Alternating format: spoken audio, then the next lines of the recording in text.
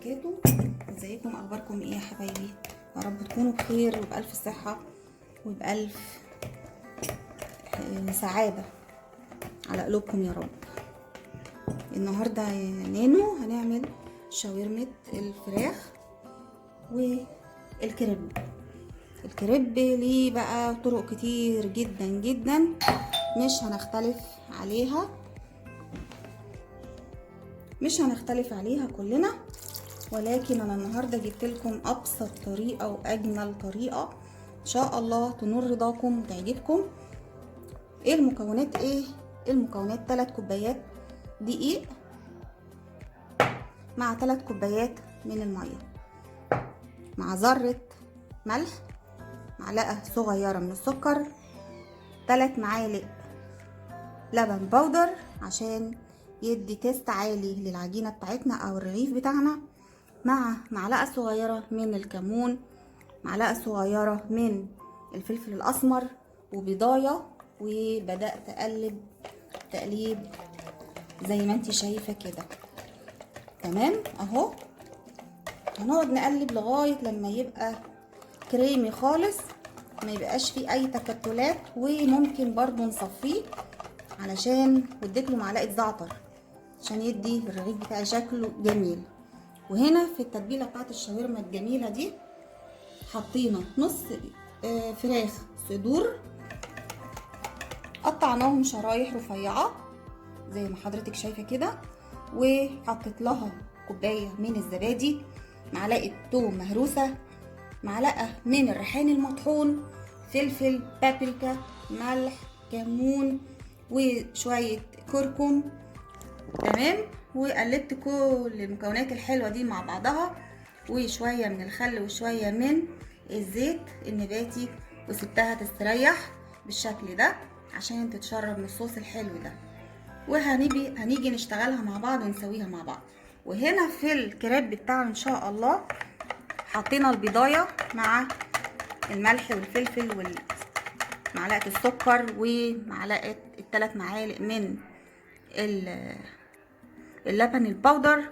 وده ليه؟ علشان يدي تيست حلو. مش متوفر عندك مفيش مشكله خالص، واشتغلي زي ما انتي متعوده مع ربع كوبايه من الزيت طبعا.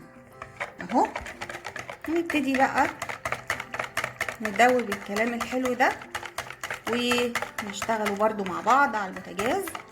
ولكن ادي المكونات، هخلص وارجع لك. عندنا مقلايه حطينا فيها مغرفه من الكريب، عجينه الكريب زي ما انت شايفه كده. سيبيها تعمل فقاقيع وتنشف كده من الحروف، وبعد كده نقلبها او نشيلها. طبعا المقلايه اللي تريحك اشتغلي فيها. اوكي اهو زي ما انت شايفه كده ما شاء الله. انا هصبر عليه شويه ولما يخلص هوريهولك. اهو يا جماعه بالشكل ده. انا غيرت الطاسه لان بصراحه لزق في الطاسه التانيه او المقلايه التانيه.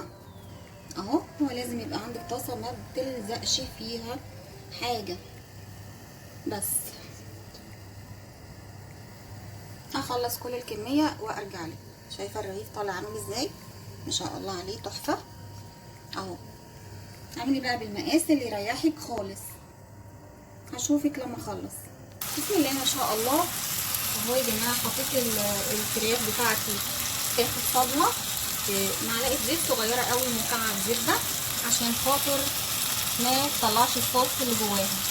اهو اول لما تبتدي تتشرب كده وتلون معايا هديها تقليبه. تمام اهو هخلصها بقى سوا خالص وارجع لك ونشوف هنعمل سندوتشات الكريب ازاي مع كيتشن نانو. متنسوش اللايك والسبسكرايب والشير عشان كل جديد يوصل لكم ان شاء الله.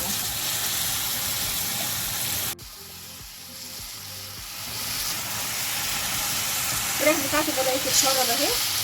تمام، نزلت عليها بشرايح من البصل، شرايح من الفلفل الاخضر، وعندي برضو شرايح من الطماطم.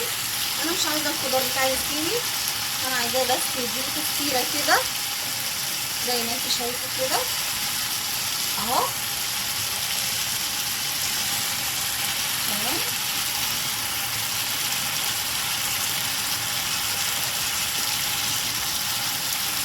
وابتدي اقلب الكلام ده كله مع بعضه.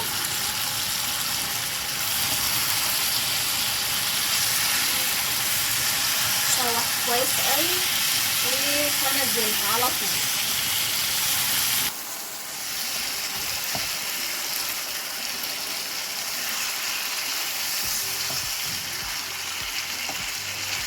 ريحتها تجنن، طعمها احلى. طبعا كلكم عارفين الشاورما خصوصا لما بتتعمل في البيت بتبقى احلى واطعم وانضف. اهو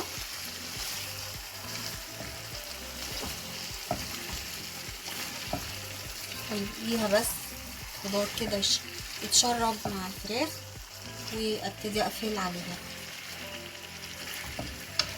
بصوا يا جماعه الكريب اللي طالع معانا ما شاء الله عامل ازاي، السرير طالع حلو ازاي اهو ما شاء الله، كله بنفس المستوى ده اهو. عايزه بقى تكبري اكبر من كده مفيش مشكله، كله في ايديكي. طعمه حلو قوي قوي اهو، لان احنا عاملين له تتبيله حلوه في العجينه بتاعته اهو. تمام، هنبتدي بقى نحشي حشوات زي ما انت عايزه بالطريقه اللي تريحك.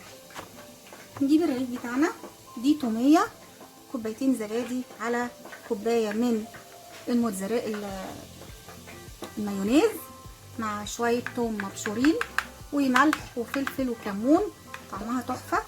نعمل الصوص ده كده اهو، وبنشوف كميه بتاعت فراخ زي ما انت عايزاها كده اهو،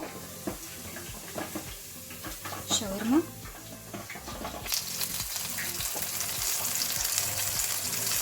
ونديله بقى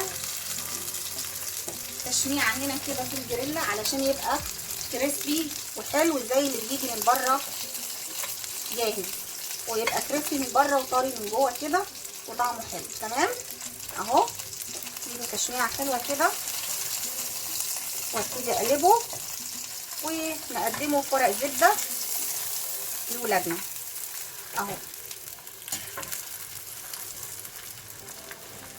اخلص بقى كله وارجع لك. بنبتدي يا جماعه نسويه كده ونشمعه ويديله الشكل الجميل ده والكريسبي بالشكل ده اهو. اول لما يبقى ناشف كده ومحمص بشكل حلو تبتدي بقى تطلعيه تقدميه مع البطاطس والمايونيز والكاتشب اهو. بالهنا والشفا بقى يا جماعه. خلصنا زي ما انت شايفه كده الكريب جميل قوي اهو، وجبت عيش سوري وعملته برده زي الشاورما كده مع البطاطس بقى والكاتشب. تمام، والبيبسي. واشوفكم على خير في وصفه جديده من وصفات كيتشن نينو. باي باي. متنسيش السبسكرايب واللايك والشير للقناه، التفاعل بتاعكم وتعليقاتكم بتعجبني كتير وبتشجعني، واشوفكم على خير. باي باي.